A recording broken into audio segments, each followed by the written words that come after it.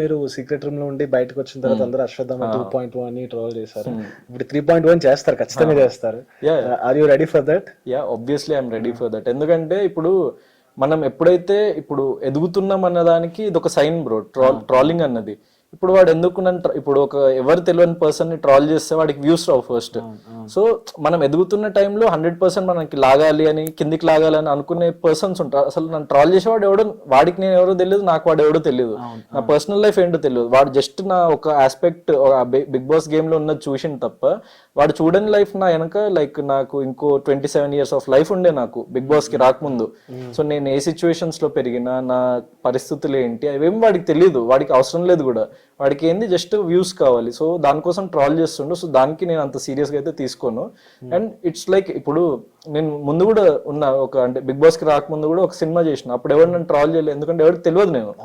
So ఇప్పుడు తెలిసిన కాబట్టి సో ట్రాల్ చేస్తున్నా. Sign of positivity. So and అక్కడ నేను దానికి ఎందుకు నేను ఫీల్ అవ్వను అంటే, ఇప్పుడు ఒక పర్సన్ ని నేను ఏదైనా కించపరుస్తున్నా, లేకపోతే ఎవరినైనా ఏదైనా మాట ఒక అనుండి అనరాని మాట అనుంటే, లేకపోతే ఎవరినైనా నేను కొట్టి, లేకపోతే ఫిజికల్లీ అబ్యూజ్ చేసి, మెంటల్లీ అబ్యూజ్ చేస్తే నువ్వు నన్ను ట్రాల్ చేయి, తిట్టు, నన్ను నెగిటివ్ చేయి, నేను ఒప్పుకుంటా, దట్స్ మై మిస్టేక్ అని. బట్ అక్కడ నేను ఎవరినేం అనలేదు కదా.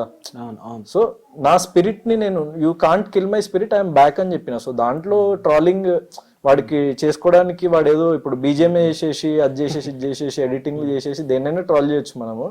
సో అది వాళ్ళు చేసిన కానీ ఒక సెక్టర్ ఆఫ్ ఆడియన్స్ లో మాత్రం ఇప్పుడు అదే నా గుర్తింపు అయిపోయింది. అంటే అశ్వత్థామ అనేది సో ఇప్పుడు ఫ్యామిలీ ఆడియన్స్ కి కానీ, లేకపోతే పిల్లలకి కానీ, సో ట్రాలింగ్ అంటే తెలియని ఆడియన్స్ కి ఎవరికైతే ఉందో, సోషల్ మీడియా ఒక్క దగ్గరనే ట్రాల్ అయింది.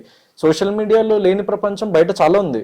సో వాళ్ళందరికీ it was like a very euphoric moment అనమాట. ఒక ఇప్పుడు చిన్నపిల్లలకి వాళ్ళు ఏదైనా చూస్తున్నప్పుడు, సినిమాలో క్యారెక్టర్ చూస్తున్నప్పుడు వాళ్ళకి మైండ్ లో ఎట్లా ఇంప్రింట్ అయిపోతుంది ఒక డైలాగ్ కానీ ఏదైనా.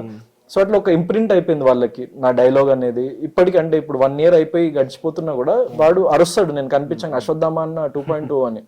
సో వాళ్ళకి ఆ యూఫోరియా ఉంది. సో దానికి నేను చాలా హ్యాపీ అనమాట. సో అండ్ ఈవెన్ ఇప్పుడు ఈ ట్రాల్ చేసినోడే వాడు నన్ను కనిపిస్తే వాడు కూడా వచ్చి షేక్ హ్యాండ్ ఇచ్చి హాయ్ అన్న అని చెప్తాడు వాడు. అది అట్లా మస్తు జరిగింది నాకు అట్లాంటి ఈవెంట్.